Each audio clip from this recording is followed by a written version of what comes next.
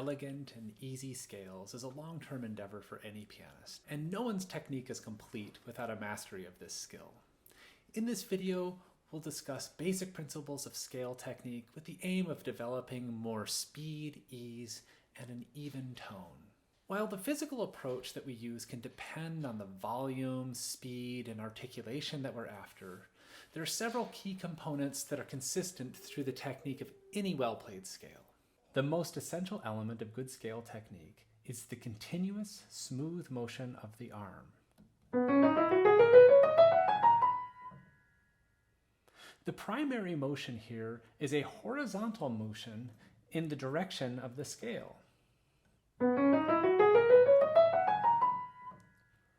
However, there is also some in and out motion, as you may see, which are combined with the horizontal motion to make one smooth path for the arm and hand.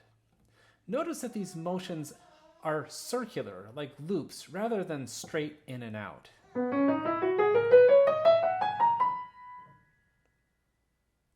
Our bridge and wrist remain generally level, and we avoid any significant up and down motions. This is facilitated by a consistent bridge position and wrist level, which is necessary to allow free travel of the thumb as we switch from position to position.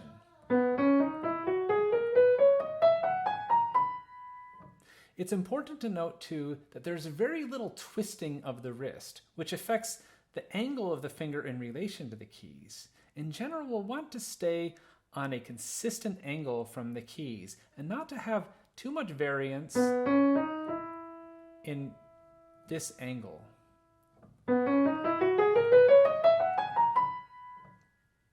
When playing a slow to moderate speed legato scale, a thumb under technique is used to connect from position to position.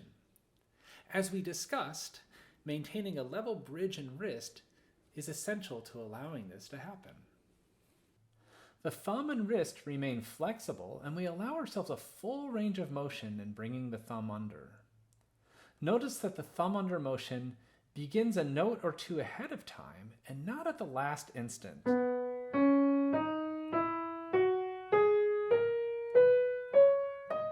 When the thumb is played, we will listen for a consistent tone and legato articulation.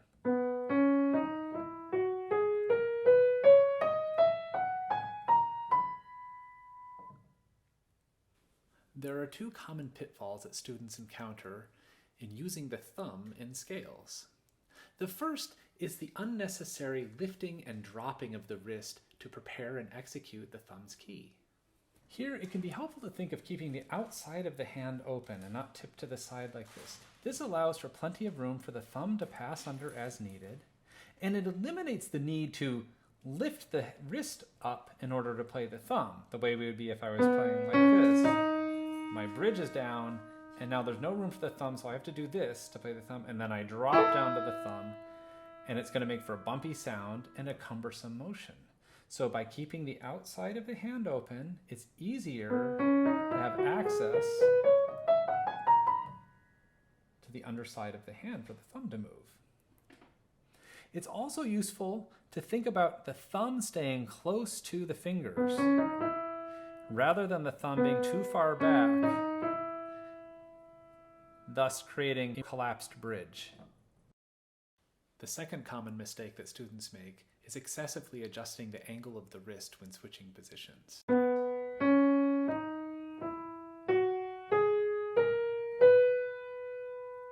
The correct motion at this moment is to move the arm, leading with the elbow to the new position, while maintaining a similar angle of fingers in relation to the keys. Sometimes this is a result of not passing the thumb under, but most often it is a result of not moving the arm to the new position.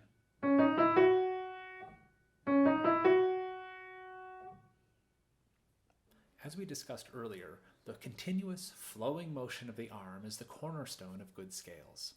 This is what makes the smooth transition from position to position possible. It requires a leap of faith in that one must allow the momentum of the arm to carry the hand to a new location, similar to the momentum one feels while running. Trying to stay in control at this moment is often what can actually lead to stiffness and cumbersome playing. As we move toward playing fast scales, the arm motion becomes more important and the thumb under motion becomes less involved. Coming back to the analogy of running, when we have the momentum of running, our body is moving forward and our feet find their place under ourselves at the right place and the right time to support that weight and bring us to our next step. We cannot settle in each step as we would when we were walking slowly. Likewise, in a fast scale, our arm moves along the path of the scale, and our fingers find their place in the right place at the right time to play their assigned keys. The fingers do not lead the way, but follow the arm.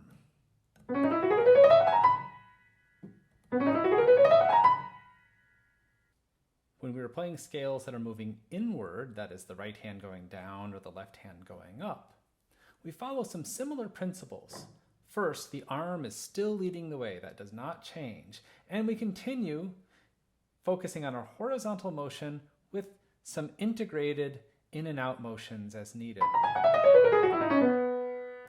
Note again that the finger angle stays consistent, especially when we switch positions. When we get to the place where the thumb plays, we continue the same angle and we don't twist to the thumb and then back to the finger. Keep the same angle. One good method for practicing this technique is playing from the third finger to the thumb and feeling that the third and second fingers travel with the hand over the thumb's key. We don't want to feel like they got stuck on the keys that they were playing, but they come with the hand. You can also play from the fourth finger.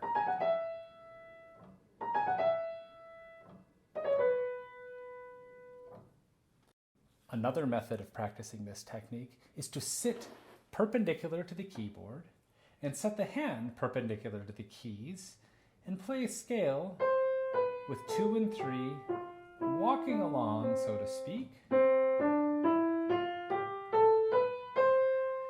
This helps us feel that we do not need to twist to get from one key to the next, but the fingers can actually put one in front of the next. This is very similar to the feeling of playing a descending scale.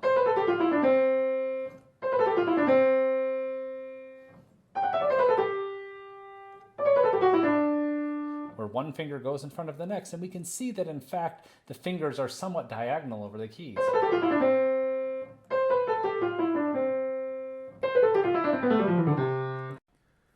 Another pointer in getting the momentum of the arm to carry us is to begin our motion before we start playing the scale. This is especially important in fast scales.